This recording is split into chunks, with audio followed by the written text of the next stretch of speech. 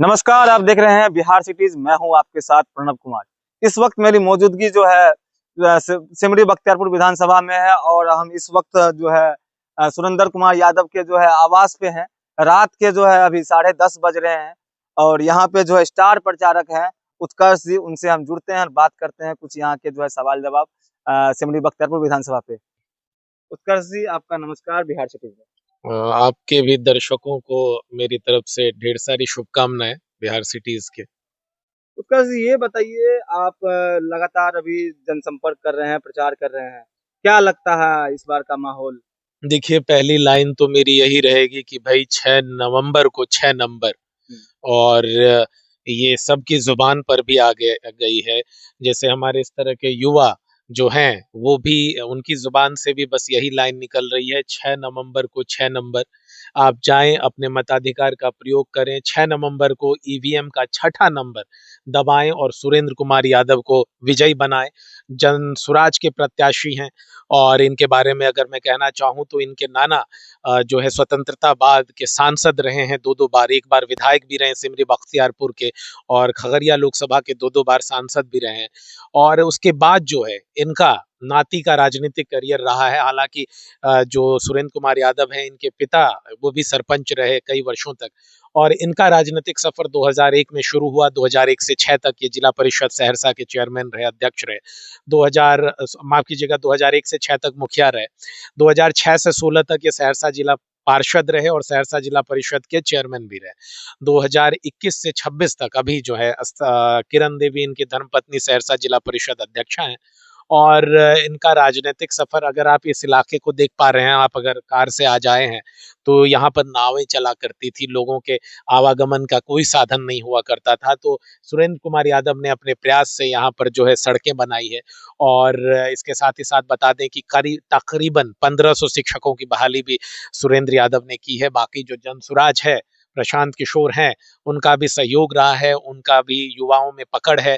और इस कारण से हम लोग जो है एक बेहतर स्थिति में दिख रहे हैं। बाकी अभी 5 दिन का खेला बाकी है, आज 31 की रात हो रही है और देख रहे हैं कि अभी हम लोग जनसंपर्क से आए हैं, बारिश हो रही है और इसका भी मजा कुछ और है। चुनावी प्रक्रिया का ये लोकतंत्र का महापर्व है और इस पर्व में भी ठीक उसी तरह से हर्षोल्लास से हम लोग जुड़े हैं जैसे छठ और दिवाली और दशहरा में रहते हैं।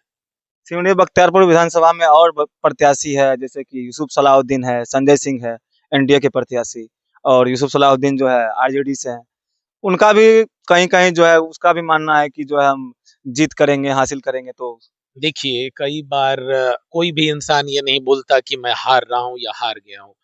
तो ये तो फैसला जो है वो 14 नवंबर को ही होगा, जब ईवीएम खुलेगी और जनसुराज पर वोटों की बौछार पाई जाएगी और सुरेंद्र यादव। इस तरह का आप दावे कर रहे हैं, इसके पीछे का कारण क्या है वो? जन समर्थन, एक स्थानीय चेहरा, सुरेंद्र कुमार यादव यहाँ के बेटे हैं, स्थानीय चेहरा है। बाकी संजय सिंह जो आपको एलजेपीआर लोक जनशक्ति पार्टी रामविलास के हैं, वो तो बाहर के हैं, वो तो यहाँ के स्थानीय है भी नहीं, सिमरी बख्तियारपुर विधानसभा में उनका घर भी नहीं है।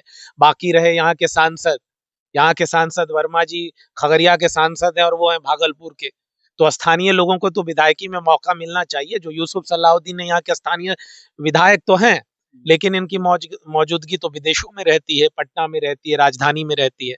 तो वो जो जुड़ाव है, ये घर हमेशा 24 घंटे खुला रहता है हम लोगों के लिए, उनकी सेवा के लिए। किसी तरह की तकलीफ नहीं, कोई शिकायत नहीं। आप इस पूरे विधानसभा क्षेत्र में जो भी इनका क्षेत्र रहा है, जिला परिषद का या अन्य क्षेत्र भी, वहां जाकर इनके बारे में पूछिए कि क्या भ्रष्टाचार, घूस लेना, रिश्वतखोरी, इन सबों का कोई आरोप है कि नहीं। आपको जवाब एक लाइन में मिलेगा, नहीं। तो इस कारण से प्रशांत किशोर ने जो है भरोसा जताया और सबसे पहली सूची जो जनसुराज की जारी हुई 51 उम्मीदवारों की, उनमें इनका नाम था। और जो है प्रशांत किशोर ने इंसिस्ट किया कि आप लड़िए और आपकी जीत होगी। तो हमारी स्थिति जो है सलखुआ प्रखंड में और बांध के अंदर काफी बेहतरीन है और सिमरी बख्तियारपुर और मैशी में भी हम बेहतर स्थिति में हैं और आपको परिणाम से पता चल जाएगा।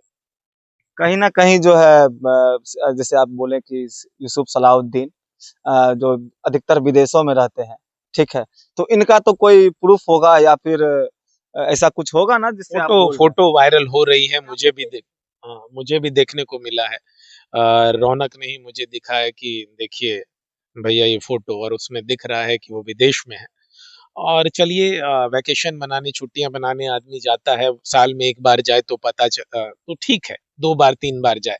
लेकिन अगर कोई विधायक अपने ही विधानसभा क्षेत्र में छुट्टियां आज मनाने जो आए है तो दिक्कत। आज जो है यूसुफ जी का जो एक वीडियो सामने आया था, जिसमें यूसुफ जी खुद बताए हैं कि जो हमारी इतनी प्रॉपर्टी है, हमारी जो है विदेशों में जो है हमारा घर भी है, हाँ, इतने इंग्लैंड लाखों में का, घर भी है। इंग्लैंड में घर है, हाँ, या और सऊदी वूदी में कहीं बोले थे। हाँ, हो तो सकता है, इसकी जो तथ्यात्मक जानकारी मेरे पास नहीं है, लेकिन स्थानीय लोगों ये का ये कहना है। ये क्या लगता है आपको कि ये राजनीति की कमाई है उनकी, या फिर ये अपने उसके पूर्वजों की है? देखिए, नवाब हैं, जमीन की तो कमी होगी नहीं।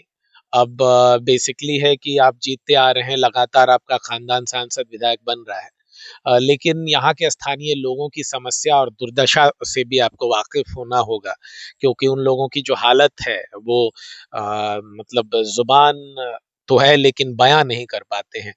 तो गूंगे बहरे की सरकार है और स्थानीय लोगों की समस्याओं से रूबरू होने की मंशा लोगों की रहती नहीं है, और इस कारण से पसोपेश की स्थिति भी रहती है। लोग समझते हैं कि भाई ये करेंगे या नहीं, इनके घर जाएंगे तो मुलाकात होगी कि नहीं, और मुलाकात हो भी गई तो काम होगा कि नहीं। तो ऐसा यहाँ नहीं है, यहाँ आइए और हक के साथ आप अपना काम करवाइए।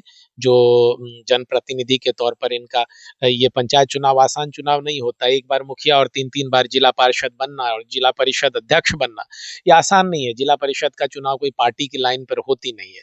तो यहाँ पर आपका अपना रसूख काम आता है, तो उस हिसाब से इन्होंने काम किया है, इसी कारण इतनी बार जीते हैं।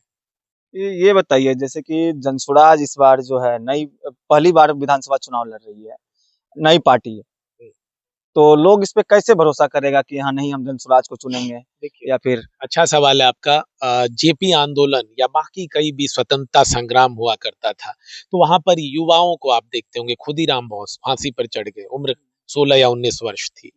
और जो जेपी मूवमेंट हुआ उसी से पैदा होके निकले लालू, पासवान, नीतीश और कई सारे नेता।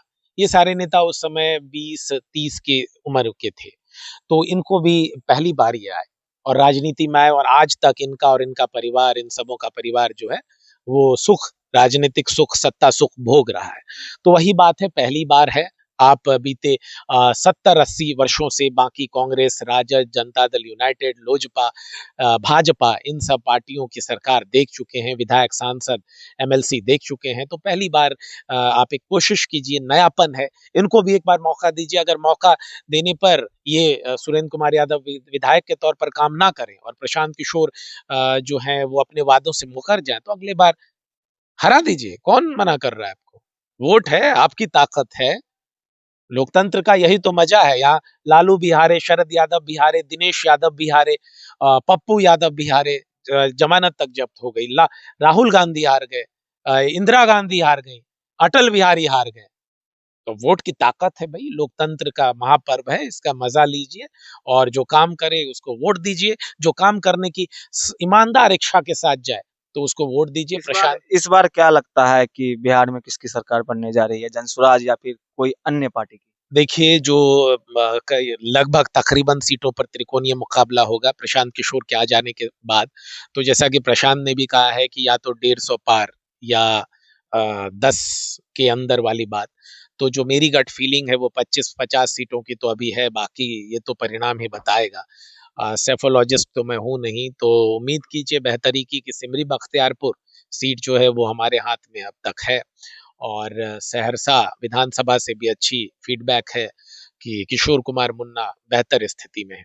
तो देखना दिलचस्प हो जाएगा कि आखिरकार वोटरों का मिजाज क्या होता है। हम उम्मीद करते हैं, और तकरीबन 60% इलाकों में हम लोग भ्रमण कर चुके हैं। जो 40% है उसे अगले 4 दिनों में हम लोग निपटा लेंगे। रौनक, उनसे भी जुड़ते हैं और जानने की कोशिश करते हैं। रौनक जी, ये बताइए, क्या लगता है, आप भी क्षेत्र भ्रमण कर रहे हैं, अभी जी, प्रचार जी। कर रहे हैं, क्या लगता है, कैसा आप लोग का है अभी? बहुत अच्छा है, बहुत बेहतर है। जिधर जाते हैं उधर जो है जय जयकार हो रहा है और काफ़ी दिल खुश हो जाता है। क्षेत्र में जब जाते हैं, जहाँ जाते हैं वहाँ पे ये पता चलता है कि नहीं सर, इस बार तो आप ही की सरकार बनेगी। चाहे चाहे जहाँ भी जाते हैं वहाँ पे क्षेत्र में यही सुनने को मिलता है। आज इस बार आज तो 2 दिनों से रौनक को मैंने उम्मीदवार के साथ बांध के अंदर ये भेजा था। तो वहाँ का अच्छा फीडबैक इसने दिया है कि बेहतरीन। रौनक जी, आप अपने मुंह से बताइए कि जो जी है जी, आज 2 दिन से हम लोग जो है बांध के भीतर में थे, तो वहाँ गली गली घर घर घूमे तो पता चला जो वो क्या नाम बताए थे अभी सर, आरजेडी से जो है मुस्लिम यूसुफ जो, सलाहुद्दीन। हाँ, तो वो भी गए थे उधर घूमने के लिए, तो उनका बोले कि वो अगर यहाँ पे आएंगे तो उनको मारपीट किया जाएगा, क्योंकि वो रास्ते से ही उड़ गए थे और हम लोग जो है गली गली घूमे घूमने के लिए गए थे, तो पता चला कि कहीं बहुत ना कहीं जो है जनता उधर सुरेंद्र यादव जी को बहुत चाहते हैं। बहुत ज्यादा चाहते हैं, कम सम नहीं, बहुत ज्यादा सपोर्ट कर रहे हैं। इस बार बनेगी तो सिर्फ सुरेंद्र यादव जी का ही है, यहाँ पे सिमरी बख्तियारपुर में जो है यहाँ पे सरकार बनेगा पीके का। चलिए, हमने बात किया, उत्कर्ष जी थे और रौनक था, और इसी के साथ तमाम अपडेट्स देखने के लिए हमारे साथ बने रहे, देखते रहें बिहार सिटीज। धन्यवाद।